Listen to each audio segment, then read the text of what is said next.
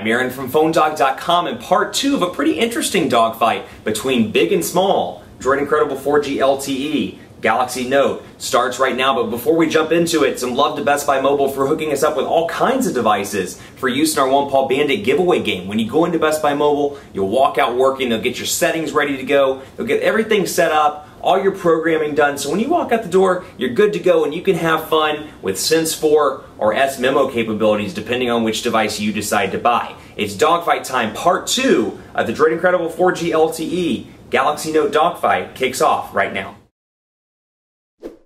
We're back in part 2 of a pretty interesting dogfight battle between two very different Android phones. They're both powerful, they're both high-end, at least in terms of a lot of different features. For example, we got the DROID Incredible 4G LTE over here. It's a member of HTC's 2012 device lineup, so it goes head-to-head against a couple of other HTC devices. The One X, the One S, kind of fits right there in their lineup of devices. That said, it's a little bit less powerful than the HTC One S. It's packing a 1.2 gigahertz dual-core processor, S4 processor, as opposed to a 1.5 gigahertz processor that comes in the One X and the One S. It's got a little bit of a different design as well. Looks a lot like a thinner HTC Resound, so it's got that kind of, Verizon Droid feel to it. It does have Beats audio integration, but kind of got a Droid feel to it, or much like a Resound. It's a little bit smaller as well, 4-inch display. It doesn't have a 4.3-inch display like the One S does, and unfortunately, it's got no image capabilities in comparison to the One S and the One X. It doesn't have the image sense capabilities. So if you're somebody that likes those burst shots, it's got a great camera by all means, but doesn't have that capability. Then you have the Samsung Galaxy Note over here, and in the cell phone world, it's a little bit of an older device. It's got a 1.5 gigahertz dual-core Snapdragon S3 processor, so spec-wise, kind of outdated. That said, it's kind of like the Lexus of smartphones in a lot of features because of the 5.3-inch Super AMOLED HD display. So I think when you look at these, if you're comparing these devices between each other, I think you're going to have to look at buying like a new car versus a used car with better specs out of the gate. That's kind of the image I get here. So Galaxy Note, bigger display, great for browsing the web, great for YouTube, and more. And speaking of that, let's load up YouTube just so you can see what I'm talking about here and show you the comparison differences here between video on this and perhaps, we saw the internet part in part 1. You can see 4-inch display, not that big in comparison. So we'll bring up like a Phone Dog video, for example, just so you can see what I'm talking about here. Phone Dog. And let's load it up. And so we'll bring in red Samsung Galaxy S3, for example, just since it's the first video. And take a look when you bring it over into landscape mode, how this screen really impacts, browsing the web and looking at videos. So you can see right here. It's hands-on time with another Samsung Galaxy S3. This time around, it's AT&T's red Galaxy S3. It just came in literally like a minute and a half ago. I walked. And so you can really see the comparison between video on this versus perhaps browsing the web. I mean, look at the screen difference, 4 inches to 5.3. So if you're somebody that likes browsing the web, looking at music videos, checking out YouTube, the Note might be your device. It's available now on AT&T, coming soon to T-Mobile, although the new T-Mobile version is still packing the same old processor. So let's load up S Note. So this has Ice Cream Sandwich, Android 4.0, and if you remember older videos, it's obviously had S Memo since it came out, but S Note is a new feature that's part of Samsung's premium application suite. And so we'll come in here and take a look at, maybe a new, what can we do? Maybe like a new, let's think. Come in here and we'll go back from search.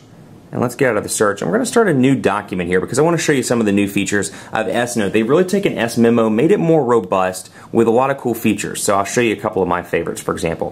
One is the ability to kind of clean up shapes. So if you're somebody like me that takes notes, maybe you're in a meeting or perhaps you're in a class, for example, and you're doing geometry or you're doing something where you want shapes, you'll notice that it'll immediately trim up and fix my shapes. Triangle, obviously. Let's do like a square. And one of my favorites is to do the squares. Let's see if I can do it like, and see if I can connect all the different, there you go. So you can see it cleans up the shapes. Another one of my favorites, handwriting to text.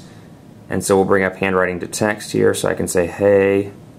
And this is obviously not, there we go, there. I find that it does a pretty decent job with cursive. Then you have knowledge search, which I can type in like, how old is Bill Gates? And it'll bring up Bill Gates. Then I have a formula match as well. So I can bring in 5 plus 6. And that's obviously a pretty easy formula. But I can do those and I can search for it, or I can insert 5.6 or 5 plus 6 rather into the document itself. So much more robust and much more all around easier to use and great for things like classes, meetings, and things like that. So that's a pretty cool feature. You don't get that over here, but the pen is obviously another value add in the Samsung Galaxy Note. What you do get over on this device, a much faster everyday performance thanks to it having an S4 processor, despite the fact that it's clocked a little bit slower. You can tell that there's little to no lag on this device. Pinch to zoom is relatively responsive. You get 7 home screens on both of these, and you can just kind of see the lag just then as a result of the S3 processor as opposed to the S4 over here. So we can bring up all, for example, and we'll come over here and check out settings. And we'll go in here because I want to show you some of the personalization choices over here as well. You can change the skin, the scene, and more. So I can go into skin, for example, and see aluminum. I can see HTC Serene, matte, and more. And unfortunately, Verizon's disabled the access to HTC Hub. So it's not like you can come in here and download additional skins or additional wallpapers. But what you do get the capability to do is choose from the existing ones on the device itself. Then you have scenes and wallpapers and different lock screen styles. So you can see here I can set the weather as I have right now, where I can see Charlotte weather and my shortcuts. I can change it to friend stream, I can change it to stock quotes, various clocks, and more. So that's a pretty cool little feature, and you know, HTC's always done a really good job with personalization and when it comes to selecting widgets as well. HTC's got some great widgets in here, and most of theirs are customizable, so they finally caught up with Samsung and some of the other manufacturers, Motorola's user interface, for example, in making their own widgets customizable as opposed to just the Google widgets or just the widgets in Android 4.0. So that's something to keep in mind as well. Recent applications, just kind of walking you through some of the differences here.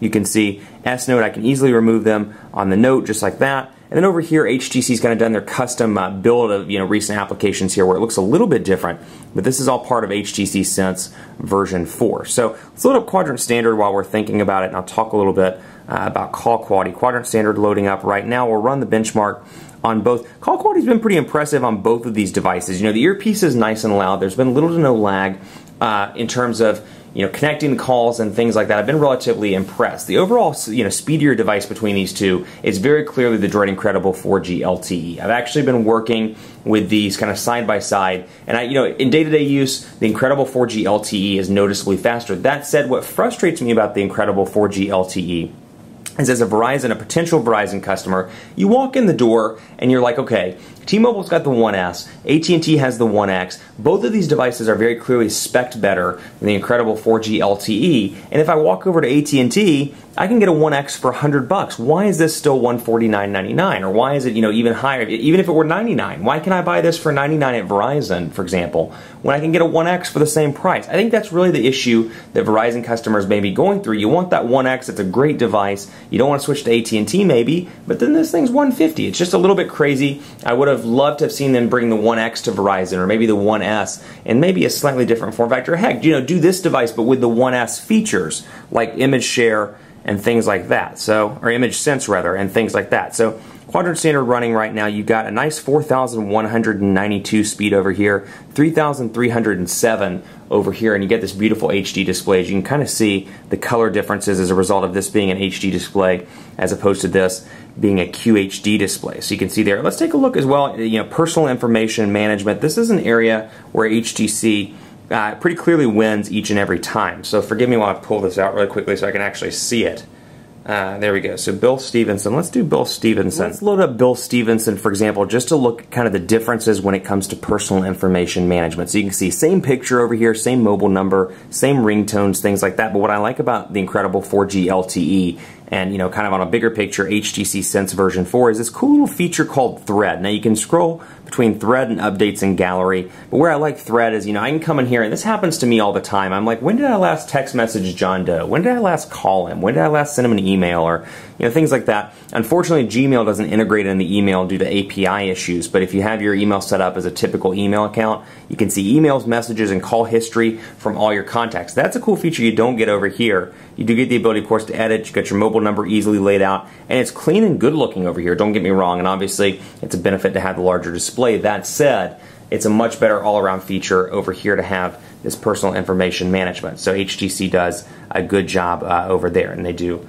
I've been really impressed with it. So obviously, last but not least, camera. 8 megapixels on both of these devices. The camera, I'm going to go ahead and spoil it for you. The camera on the Incredible 4G LTE is better. That said, unfortunately, you miss out on some of the cool features like image share, or image sense rather, that you get on the 1S and the 1X. So you can't take those burst pictures. They move pretty fast. If you press and hold, and you can just shoot a couple of different pictures like that. And it's pretty quick and easy, but it doesn't have that burst mode that you get on the 1X and the 1S. So we'll bring over a picture here and take a quick look. And you can see it's a very clean, good looking picture, easy to understand, or easy to read rather. And you can see pinch to zoom, relatively responsive. Then you got this over here, and it takes decent pictures, but there is a noticeable difference to me between the Incredible 4G LTE. HTC makes a good camera. Bam. I mean, I should say they install a good camera on their phones. And you can see there's the picture. Let me scroll back here. Somebody's laughing hysterically in the office. I feel like I should go laugh with them. And then, of course, you've got Google logo there you can clearly see. So nice to have the big display over here, but in terms of image quality it's better over here. That said, I wish I had the ability to do some of those cool features like burst mode and more that you get in the 1X and the 1S. Those are winning features. They're on other devices like the Galaxy S3, and I really enjoy those. So that said, the winner of the dogfight, and it's really hard here because you may want the smaller device. In that case, it's an awesome device in terms of overall features and functionality. That said, it frustrates me that the 1X and the 1S have better features, and in the case of the 1X, it's now cheaper than the DROID Incredible 4G LTE. I feel like Verizon customers, they're kind of like, what in the world's going on? Then you have this device, great screen, love S-Memo, love the HD display, all around great package. Unfortunately, the processor is a little bit old in this, so when it comes to lag, I see a little bit more lag on the Galaxy Note. Now, the winner of the dogfight, when I declare these dogfight winners, it's all about a bunch of different things. It's about speed and screen and signal strength and overall call quality and camera and more. And when it all comes together, the winner of the dogfight is the Samsung Galaxy Note. The reason why not, if this were a battle between like the 1X or the 1S, it would have won. The processor is better over here. That said, the screen here, you got a killer HD display. It's absolutely beautiful in day-to-day use. Love the way this display looks, and I love the features like S-Memo and S-Note. They're really useful, and while you think they may be a gimmick, I'll tell you after using this device for 30 days as part of a 30-day challenge, I'm really impressed with those features, and I found myself like day 14, 15, 16, using those when I was taking notes, using those to do a quick to-do list, doing things while I was working out, jotting down some notes, things like that. It really is useful, and they brought it to the next level with S-Memo, and of course the ice cream sandwich update is pretty decent as well. That said, if you're like me and lag frustrates you, this thing is a little bit laggy. It's noticeably laggy in comparison to this device that's a workhorse on a regular basis. If they can knock the price down to this, or at least maybe get the 1X on Verizon, that'd be really nice. Much more coverage to come on PhoneDog.com. Keep it locked on the site for continuing coverage, and be sure to follow me on Twitter, PhoneDog_Aaron, and on Facebook at Facebook.com/PhoneDogAB. Be sure to vote for your favorite phone in PhoneDog's official smartphone rankings as well at PhoneDog.com/rankings. Go tell me which one's your favorite and leave a review. Thanks so much for watching. Much more coverage to come on PhoneDog.com between devices big and small, Android, Windows Phone, iOS, and Samsung and Apple, and more in this crazy world we call the smartphone market. Keep it locked on the site. We'll see you next time.